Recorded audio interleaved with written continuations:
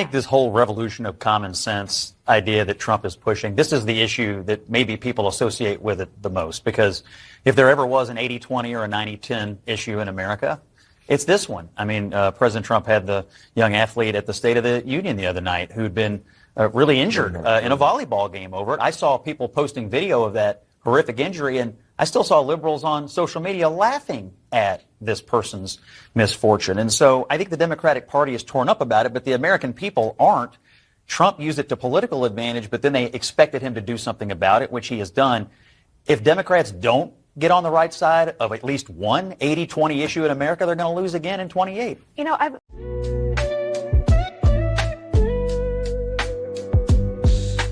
All right, now, welcome back to the channel. It's your man Wise, and we got to talk about it now. We got to talk about it. But let me be clear. I am not claiming to be some brilliant political strategist, uncovering truths hidden that no one else can see. It's quite the opposite. I'm simply pointing out the obvious, and Democrats are making themselves look terrible right now. But don't just take my word for it. I'm just a dude talking ish on the internet. And instead, listen to Bill Maher. When your own party's leading voices and political commentators can't defend your actions, that's a pretty strong indication. That's a pretty strong indicator that you're losing ground. And now Bill Maher has officially entered the conversation, offering his own critique of the Democrats' latest missteps. A particular focus of his, in this segment was the Democrat Party's behavior during Donald Trump's first address to Congress, a moment that perfectly encapsulated their mindless resistance. And instead of engaging constructively, they chose to sit in silent protest, sulking like children, refusing to clap for even the most uncontroversial statements. And at one point, Trump even called them out directly, noting that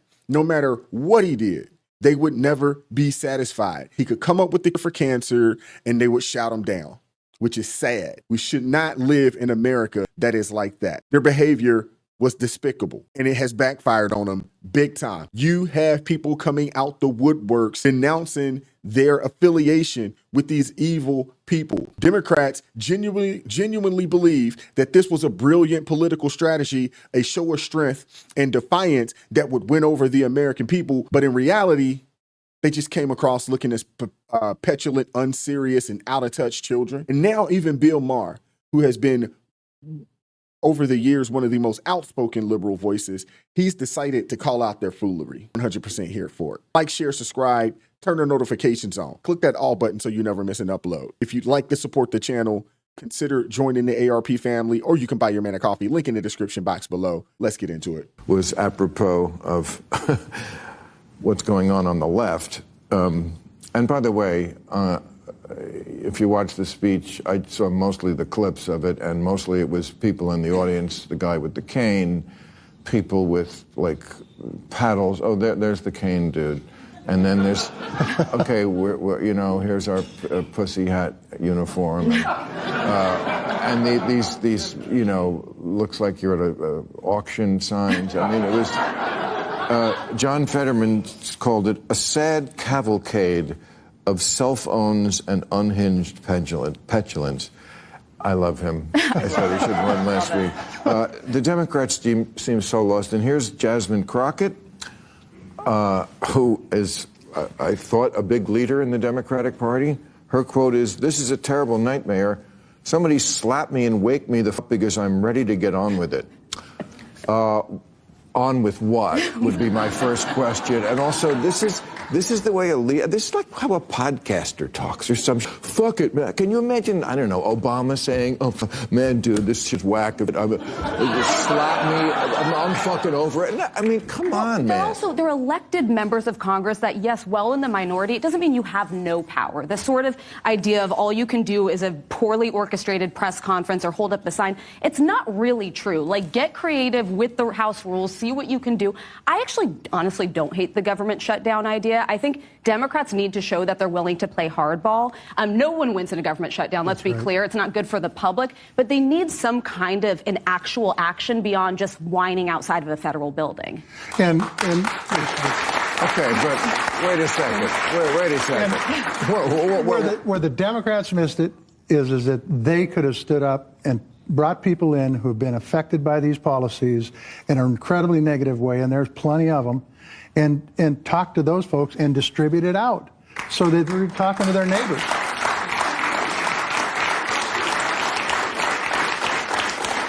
Okay, I don't know. When the Democrats threaten to do it, it's always the end of the world. How can you do this when you shut down the government? You know, we don't pay our bills and all the rest of this goes on, and you're going to crash the economy. But now it's okay. No, I did not. No, I'm talking. I do not endorse the government shutdown. Yeah. I think everybody loses with the government shutdown. It's not the right thing to do, and so they should work together, hopefully in a bipartisan way, to come up with an agreement so that the government stays open, because it is a total waste of taxpayer money and services. It's Elon Musk on steroids. All the services go away. The only pushback, and by the way, I agree it's not actually good for the country, but a political strategy standpoint, the Republicans control both chambers and the White House underscore that. Say, Mike Johnson, you need to find the votes.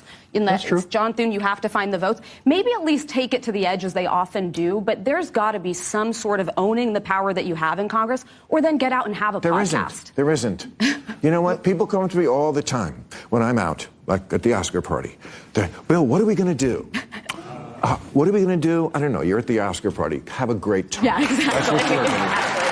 What are we going to do? Like, your life is falling apart, you phony. No, but, you know, what are you going to do? Be a viable alternative. You can't do anything because you lost the election. You lost all three branches of government. Okay, so the only thing you can do is be somebody who, a party who, when the independent voter looks at the scene, says, oh, you know what? I don't like what Trump is doing, but these people are crazier. Yeah. And Bill Maher is absolutely right there. The Democrats, they've lost a lot of people to the right. You still have those independents out there that could be swayed. And you do have some people that have defected from the Democrats that have gone right and have gone on the conservative side. And they have a chance to bring them back, but I don't see it happening, because their policies are anti-American. Their policies are anti-working class. Their policies are, anti-middle class, to be honest with you. And these people are so entrenched in this far left progressive rhetoric and ideology that they're losing regular people. And they should. But I got two clips to share with you guys. There's a sister here that just goes off on Jasmine Crockett and her behavior. Check this out. Texas, what are y'all doing? Are y'all really proud of the representation y'all getting from Jasmine Crockett? I'm serious. Are y'all proud at the way Jasmine Crockett carries herself in Congress? Jasmine Crockett is a racist, trashy, ghetto piece of mess. Yep, I said it. Y'all get mad at me all y'all want. I stand 10 toes down on what I said. I said it, I meant it. She's a ghetto, trashy, racist piece of crap. Jasmine Crockett's mouth is completely filthy to be in Congress. For her to be representing the American people, her mouth is filthy. She don't even know when to cut it off.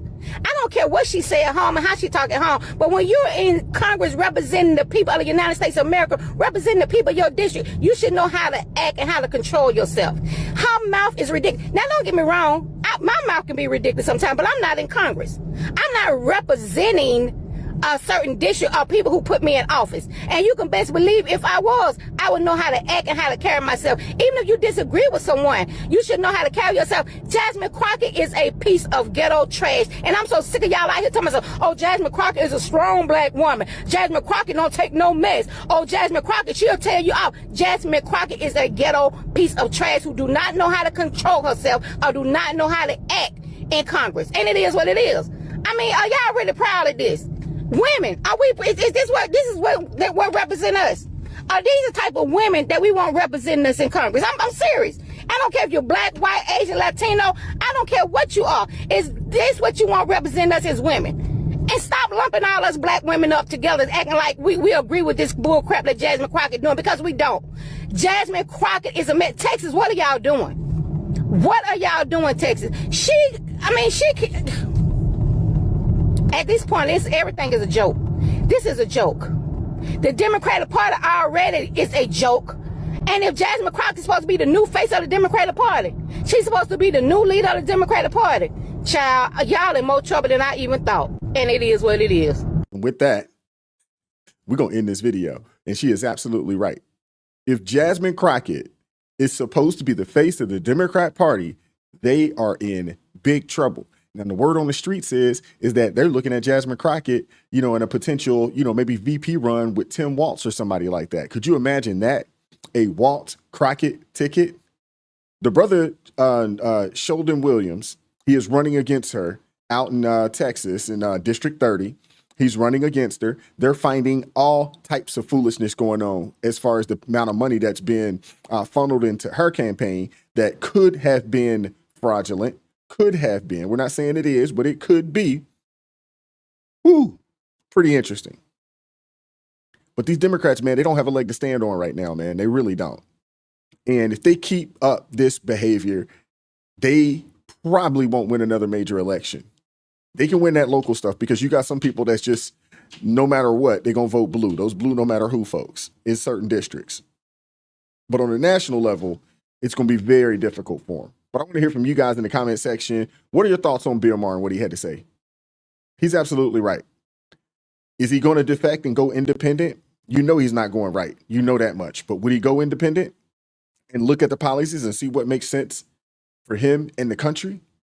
I doubt it. He'll keep kicking and screaming and complaining, but I highly doubt that he'll move off of, his Democratic overlords. I highly doubt it. But I want to hear from you guys in the comment section. Like, share, subscribe, turn the notifications on, click that all button so you never miss an upload. If you'd like to go the extra mile and support the channel, consider joining the ARP family, or you can buy your man a coffee. Link in the description box below. Keep God first in your life. Stay prayed up. We'll catch up with you all next time. Peace.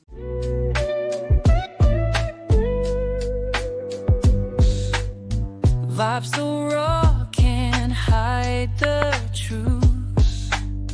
Words so sharp.